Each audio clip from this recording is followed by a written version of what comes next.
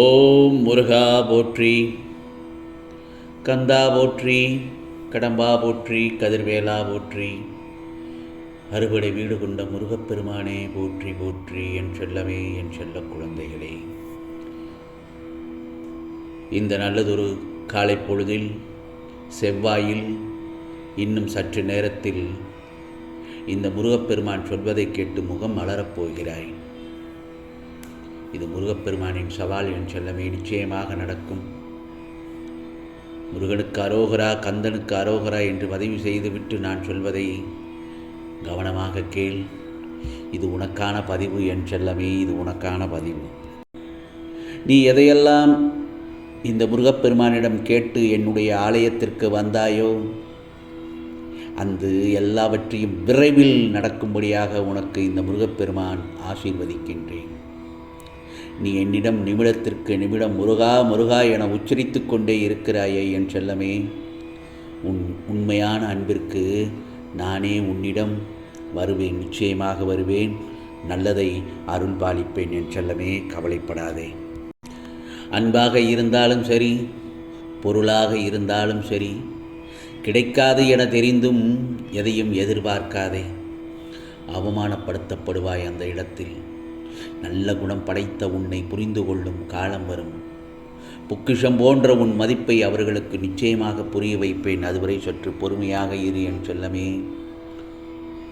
நான் ஒன்று சொல்லட்டுமா? முந்திக்கொண்ட முதல் செங்கல் கோவிலின் அடித்தளத்தில் நின்றுவிடும். ஆனால் காத்திருந்த கடைசி செங்கல் தான் கலசம் தொடும். எனவே சாதிக்க மிக மிக அவசியம் என்ன தேவை என் செல்லமே? பொறுமை மிக மிக அவசியம் என் செல்லமே. நிலையில்லா வாழ்வில் எதுவுமே நிரந்தரம் இல்லை என்பதை பலர் உணர்வதே இல்லை. உணர்ந்தவர்கள் அமைதியாக இருக்கின்றார்கள், உணராதவர்கள் ஆர்ப்பரிக்கின்றனர். ஆகவே வாழும் வரை யாருக்கும் தொல்லை இல்லாமல் வாழ கற்றுக்கொள்ள என் செல்லமே. அதுவே உனக்கான வாழ்க்கையாகும். நிச்சயமாக நான் உனக்கு ஏற்கனவே வாழ்வில் அனுபவம் தந்துவிட்டேன். யார் உன்னை எந்த தூரத்தில் விலக்கி வைக்கிறார்களோ அந்த தூரத்திலிருந்து வாழ கற்றுக்கொள். உன் வாழ்வில் நீ செய்ய வேண்டிய பல காரியங்கள் இருக்கின்றன. அதில் நீ கவனம் செலுத்து. மீண்டும் மாயைகளின் பின்னால் மட்டும் சென்று விடாதே என் செல்லமே. எதற்காக இந்த கோபம், எதிர்பார்ப்பு, தேவையில்லாத ஆசைகள், எதிர்மறை சிந்தனைகள்? ஏன் செல்லமே, உன்னை நீயே இப்படி குழப்பிக்கொள்கிறாய்? தெளிவான சிந்தனை செய். அதுதான் உன் மனதிற்கு நல்லது. அமைதியாக அமர்ந்து இந்த முருகப்பெருமானிடம் பேசு. முருகா முருகா என்று தியானம் செய். எல்லாம் நல்லதாகவே நடக்கும். தைரியமாக இரு என் செல்லமே, தைரியமாக இரு. இப்போ காலம் சோதிக்கிற மாதிரி தான் இருக்கும் உனக்கு. ஆனால் அந்த சோதனைக்குள்ளே தான் நான் வைத்திருக்கின்ற ஒரு அரிய வெற்றி இருக்கிறது. நீ நம்பிக்கையோடு இருந்தேயானால் நீ தேடி வந்த வாழ்க்கையை நிச்சயமாக உன்னையே அது தேடி வரும் என் செல்லமே.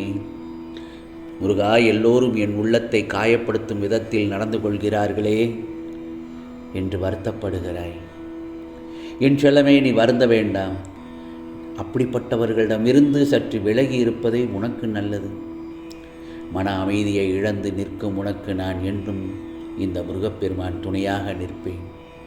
நீ எதிர்பார்த்த நிம்மதியான மகிழ்ச்சியான வாழ்க்கையை பெறப்போகிறாய் என் செல்லமே. நான் ஒன்று சொல்லட்டுமா?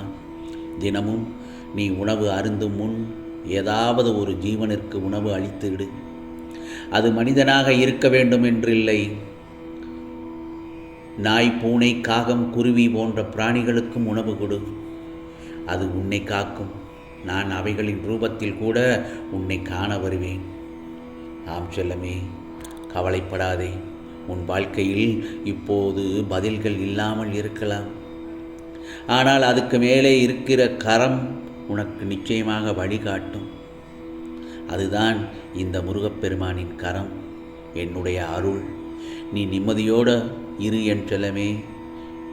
இந்த முருகப்பெருமான் உன் வாழ்க்கையை வெளிச்சமாக மாற்றுவேன். உன் பாதையில், உன் வாழ்க்கையில் குறுக்கிட்ட தடைகளை எல்லாம் நான் களைந்து விட்டேன். உன் வாழ்வில் மெல்ல மெல்ல புதிய ஒளியை பரவச் செய்கின்றேன். நீ எத்தனை அன்பாக என் மீது பக்தி கொண்டு என்னை வணங்குகிறாய், முருகா முருகா என்று. என்னை அந்த அளவுக்கு நீ நம்பி ஒவ்வொரு காரியமும் செய்கின்றாய் என்னை நம்பியே. அதை எல்லாவற்றையும் இந்த முருகப்பெருமான் நான் நன்கு அறிவேன். உனக்காகவும் நீ யாருக்காக வணங்குகிறாயோ அவர்களுக்கும் நன்மைகளே நடக்கும்.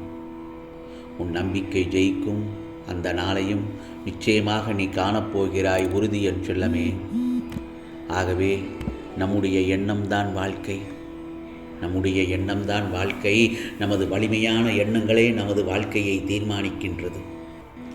இன்று நம்பிக்கையுடன் எது நடக்கும் என்று நம்புகிறீர்களோ அது நிச்சயமாக நடக்கும் என்பதுதான் உண்மையான என் செல்லமே.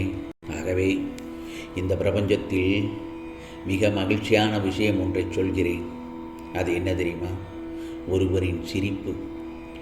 அதைவிட சிறந்த விஷயம் அவருடைய சிரிப்புக்கு நீ காரணமாக இருப்பது. ஆகவே உனது வாழ்க்கை இன்றுதான் புதிதாக ஆரம்பித்ததாக எண்ணி முருகனின் துணையோடு தைரியமாக மீண்டும் இறங்கு. இப்போது வருகிற முன்னேற்றத்தை யாரும் தடுக்க முடியாது. உன்னிடம் இருந்து ஒன்று விலகினால் அது 10ஆக பெருகி உன்னிடமே திரும்ப வரும். எவன் ஒருவன் மற்றவர்களின் வேலைகளில் வீணாக தலையிடாமல் தன்னுடைய வாழ்வின் கடமைகளையும் அறிவுடனும் அக்கறையுடனும் கவனிக்கின்றானோ அவனுக்கு வெற்றி, கௌரவம், செல்வாக்கு ஆகிய மூன்றும் ஒன்றாக வந்து சேரும் என் செல்லமே. கவலைப்படாதே. உன் வாழ்க்கை துணை உனக்காகவே படைக்கப்பட்டவர், கடவுளால் இணைத்து வைக்கப்பட்டவர். இப்போதைய சூழ்நிலையை வைத்து எந்த முடிவும் எடுக்காதே. சிறிது காலம் அல்லது சற்று பொறுமையாக இரு. இந்த முருகப்பெருமான் எல்லாவற்றையும் மாற்றுவேன் என் செல்லமே. உண்மையான உன் அன்பை புரிந்து நீதான் எல்லாமே இன்றைய நிலைக்கு கொண்டு வருவேன். நம்பிக்கை கொள். இது முருகப்பெருமானின் அருள் வாக்கு, சத்திய வாக்கு என் செல்லமே. ஆகவே இந்த முருகப்பெருமானை வணங்குபவர்களுக்கு போகாத துன்பம் போகும். எப்படி கடலில் தோன்றும் அலையும் அழிந்து காட்சி மறைவது போல் திடமாய் சந்நிதி சேவித்திடுவார் தீமை அடைந்துவிடும். ஆகவே கவலைப்படாமல் என் நாமத்தை சொல்லிக்கொண்டே இருக்கும் உனக்கு இன்று இன்னும் சற்று நேரத்தில் நீ முகம் மலரும்படி நல்லதொரு நிகழ்ச்சியை, நல்லதொரு நிகழ்வினை உனக்காக நடத்தி காட்டப் போகிறேன். ஆம் செல்லமே, நிச்சயமாக நடக்கும். இது முருகப்பெருமானின் அருள் வாக்கு. உனக்கானதெல்லாம் நிச்சயமாக நல்லது நடக்கும். நல்லது மட்டுமே நடக்கும். அதுவும் நன்மையாகவே இருக்கும். ஓம் முருகா சரணம். ஓம் முருகா சரணம். ஓம் முருகா சரணம்.